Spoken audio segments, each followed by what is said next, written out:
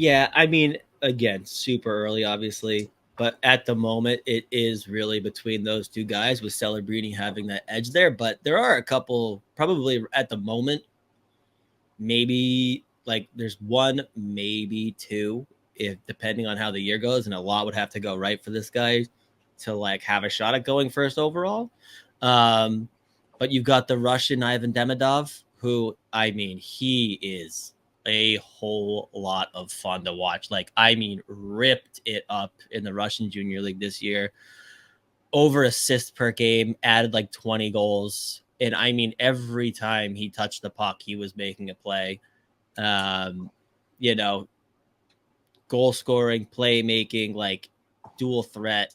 He is unbelievable. He's a real fun player to watch. And again, I say this every time we talk about the Russian prospects. All these games are free to watch on YouTube. Just saying. So anyone that actually wants to go watch them, they literally stream the entire game, and it's free on YouTube. There you go. Well, what are the odds that he's going to end up playing with Mr. Mishkov? Yeah, so that'll be interesting. Well, I probably not next year because I think Michkov's going to be playing with SKA in the KHL. And I mean, Demidov ended up, and this is wildly impressive too, he ended up featuring in 2 KHL games as a draft -1 this past year, which is, I mean, there you go. That's how good he is. Like, so even to just get that kind of love. So it's not out of the realm of possibility that he'll be back up there playing a couple of games. He'll get a look, but I would imagine the majority of his seasons played in the MHL and the VHL. But man, I'm telling you, this kid, yeah, I know it's 43 assists in 41 games in the U20s in Russia. And he added on 19 goals there. But like shifty, he had a couple like 7-point games. It was just like that team's loaded, but at the same time, he was the one leading the way pretty much every single time I turned that team on. So he is an electric factory, just a real fun player to watch. Go Sports Center top 10 mode at least like fucking 6 times per game for sure. But yeah, no, he's a whole lot of fun.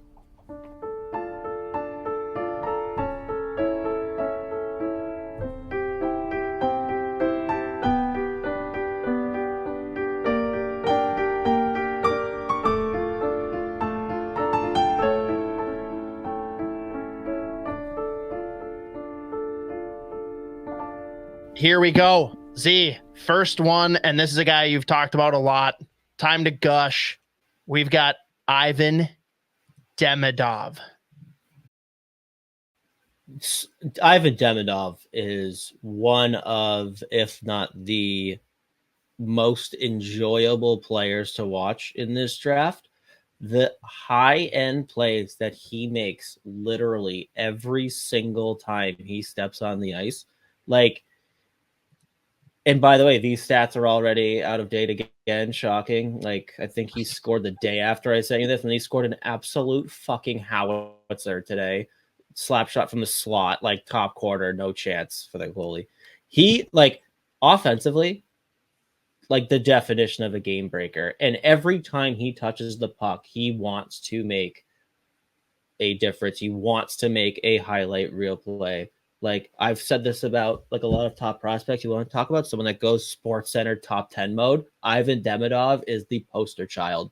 The shit that he's able to do, like the space he's able to manipulate with the puck, even just taking the puck off the wall, every time, I don't know how he does it, but he dances and slips through 3 different defensemen. Either will put it top shelf from like below the dot, no angle, or he will just put it on the tape for someone else.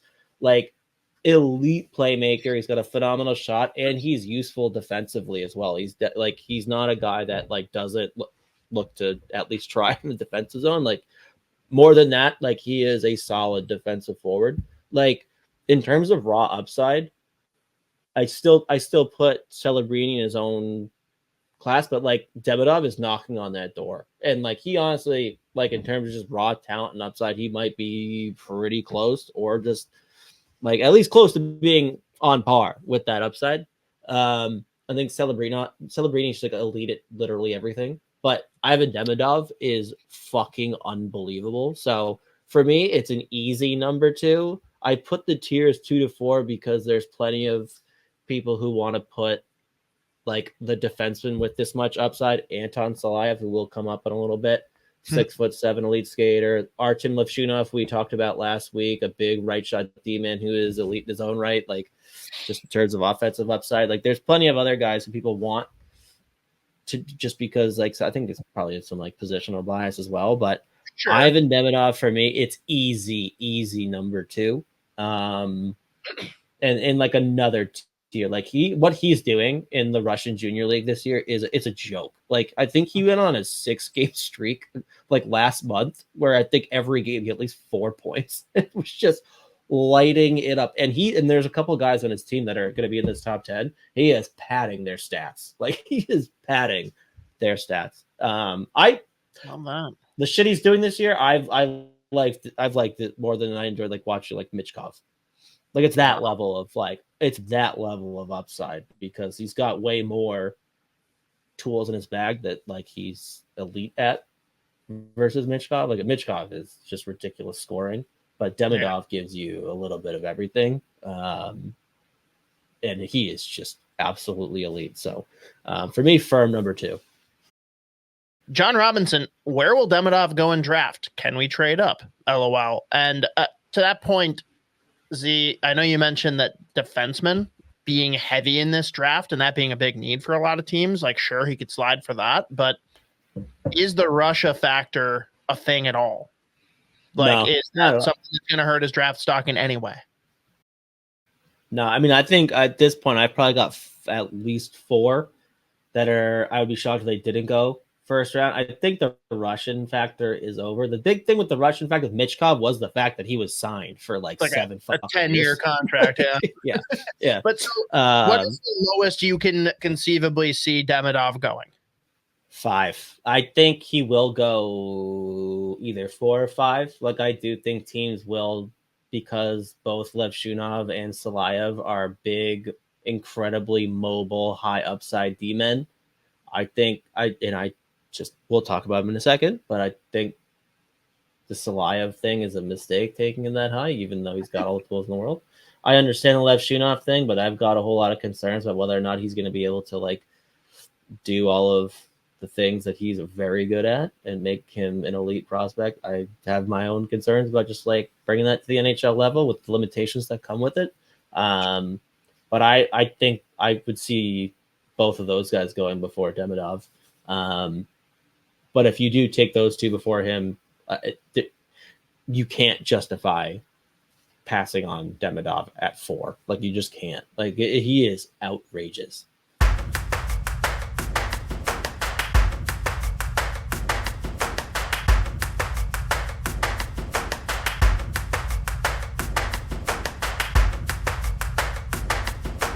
I mean, realistically, at this point, the most interesting talking point with Demidov, like for me, again, firmly number 2 in this draft. Like, not a question, in my opinion.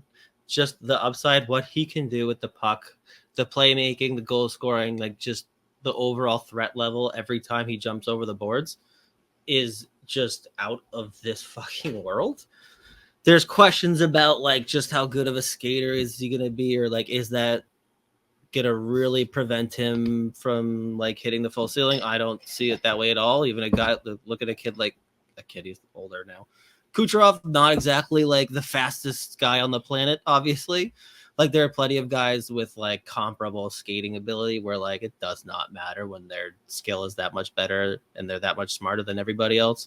The thing that like I keep hearing now with teams having maybe a lower opinion is like, A, the skating, but B, just the fact that like with SKA's development system and just the complete refusal to play him in the KHL, there's been a whole lot of questions about like, yeah, he put up like over 2 points a game this year, like in the regular season. I think it was like 2.5 in the playoffs, and they won the championship, obviously. And like every game, he is the best player on the ice, despite the fact that he's younger than pretty much all of them. But the level of competition I keep seeing come up, and like for me, I don't understand that at all. Like I get if you want to like just look at the raw points, but if you just look at the plays that he's making, and like I've seen plenty of people questioning, like I brought up like his ability to take the puck off the wall and drive middle and just through defense like butter. It's again, like I haven't really seen many prospects do some of the shit that he's doing with the puck in a very, very long time. But I'm even seeing people question like, oh, well, he keeps on like cutting to the inside and the NHL is going to get smoked. It's like, all right, wait a minute. We also talk about like young players playing on the perimeter, but now that this guy's just like thriving by going middle, like getting middle ice, like every time he touches the puck and putting himself in dangerous areas, like now we're gonna like use that as a thing. Like, I don't know if that'll work. It's like, all right, we have to pick one then. Like, we can't shit on guys for like big perimeter players and putting up points from the outside, and then look at a kid like fucking Ivan Demidov, who like gets to the middle, he's unstoppable, despite not being like the biggest dude in the world, despite not being like the greatest skater in the world. Which is it? Like, we have to kind of pick a side here. So every time I hear people talk about him and like try to put him out of like a top 4, 5, 6, 7, I'm like, it seems like you're like, it just sounds like you're trying to talk yourself into not having him there because you like the big defenseman. And I do think like he's probably gonna go after too. So I just have this nagging suspicion that Salayev and Levshunov, and I get it. Again, like both of those players, you look at the defenseman versus the winger thing, get it. But I don't know. I have a hard time not believing in at least 75% of what Demidov's doing on the ice. Like it feels like a stretch to me to say like, it's like, that's not enough for me to shake him off too. Like, I don't care about the level of competition. The skating's not like, it's not like he's a poor skater. It's just like, no, he's not an elite skater, but he's still like is somehow unbelievably agile. Like, and he's light on his feet, and he showed the ability to drive the middle. For that's a good thing. I'm not worried about him going to the middle too often. Like, I don't care about that at all. The fact that he's doing it and then either like setting up someone for a tap in or scoring himself and putting up a highlight reel goal, like every fucking time he touches the puck, like for me, it's the easy number 2. So I don't know. The only way that he slips farther than I think he should is like teams are really loving these big, high ceiling defensemen, which there's a pretty good chance that happens. So we'll see.